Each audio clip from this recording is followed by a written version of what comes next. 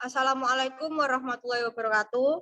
Perkenalkan, kami dari kelompok 2 ingin mempresentasikan materi hakikat, martabat, dan tanggung jawab pada manusia.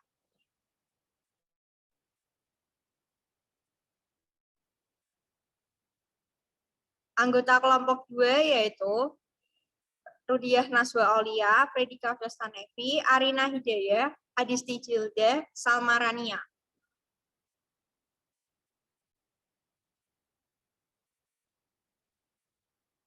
Materi yang akan kami bahas, yang pertama ada keajaiban penciptaan manusia, yang kedua sifat, potensi, dan keunikan manusia di antara makhluk lain, yang ketiga ada hakikat manusia, yang keempat misi hidup manusia, yang kelima ada hubungan manusia, Tuhan, dan alam.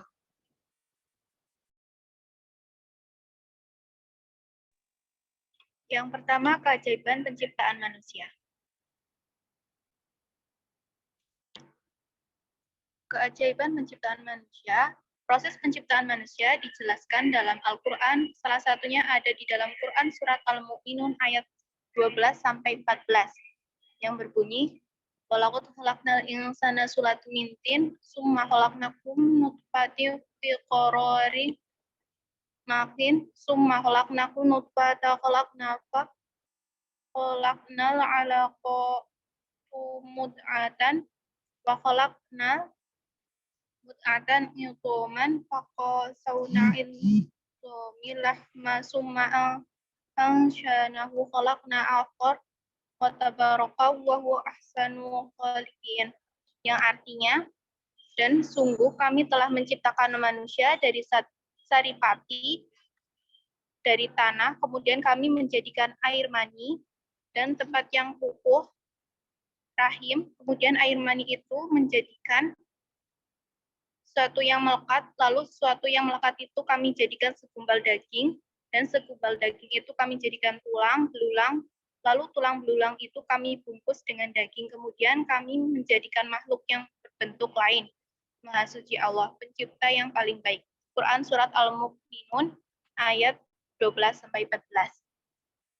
Berikut ini proses penciptaan manusia dari fase ke fase. Yang pertama, alaqah, yaitu segumpal darah.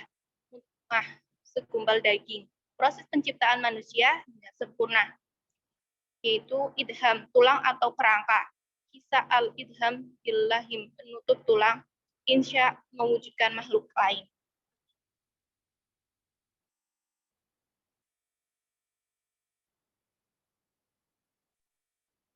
Yang kedua ada hakikat manusia.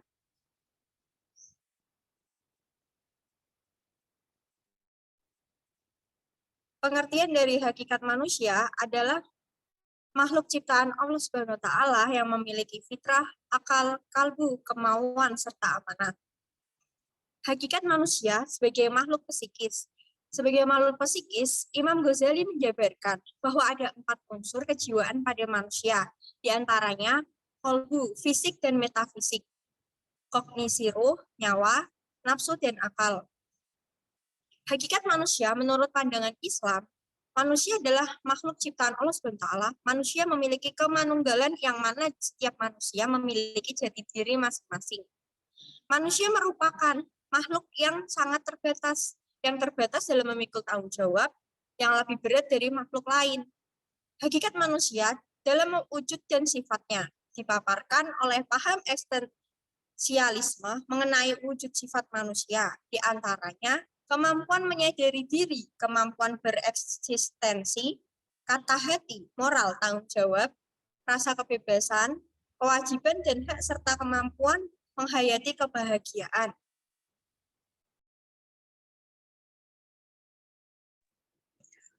Untuk materi yang ketiga, menjelaskan mengenai sifat, potensi, dan keunikan manusia di antara makhluk lain.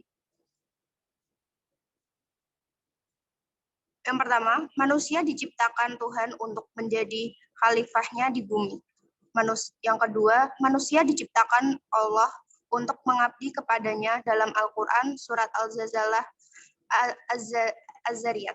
Tidakkah aku jadikan jin dan manusia kecuali untuk mengabdi kepadaku? Quran surat Al-Zariyat ayat 56. Makhluk yang paling unik dijadikan dalam bentuk yang paling baik. ciptaan Tuhan yang paling sempurna. Yang keempat, manusia memiliki potensi atau daya atau kemampuan yang mungkin dikembangkan, beriman kepada Allah. Kemudian yang keempat adalah misi hidup manusia. Allah menciptakan manusia untuk beribadah dan menjadikan manusia sebagai khalifah di muka bumi. Inilah dua misi hidup manusia. Allah telah memberikan amanah ibadah dan khalifah kepada manusia. Allah melahirkan kita di dunia untuk menguji kita selama hidup di dunia ini dan membalas kita di akhirat nanti. Penting bagi kita untuk memahami misi hidup manusia. Jika tidak, maka manusia akan berjalan tanpa tujuan yang jelas. Hidup di dunia tapi tidak menunaikan seluruh amanah yang Allah berikan kepadanya. Bukan hanya kita dituntut memahami misi hidup ini, namun juga sering-sering mengingatkan pada diri kita akan misi ini. Jika tidak kita bisa terlena.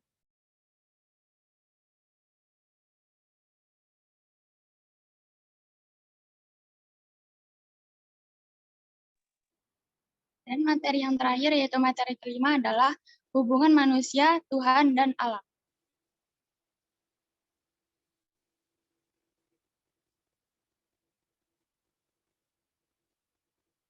Yang pertama yaitu hubungan dengan Tuhan sebagai ciptaannya,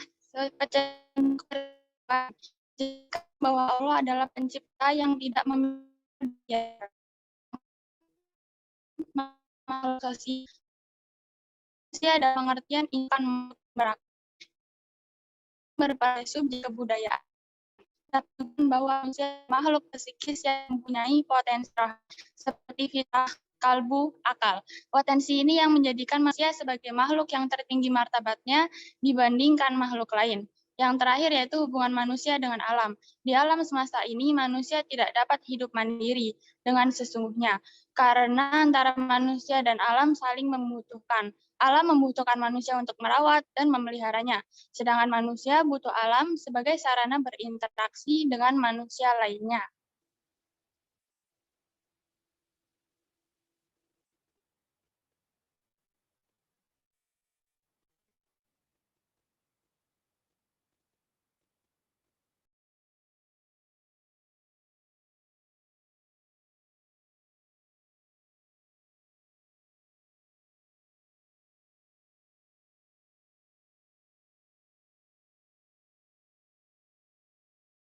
Mungkin itu saja, saya kembalikan ke moderator. Baik, itu tadi presentasi dari kelompok 2. Mungkin jika ada yang belum jelas, bisa ditanyakan melalui nanti sewaktu presentasi. Terima kasih. Wassalamualaikum warahmatullahi wabarakatuh.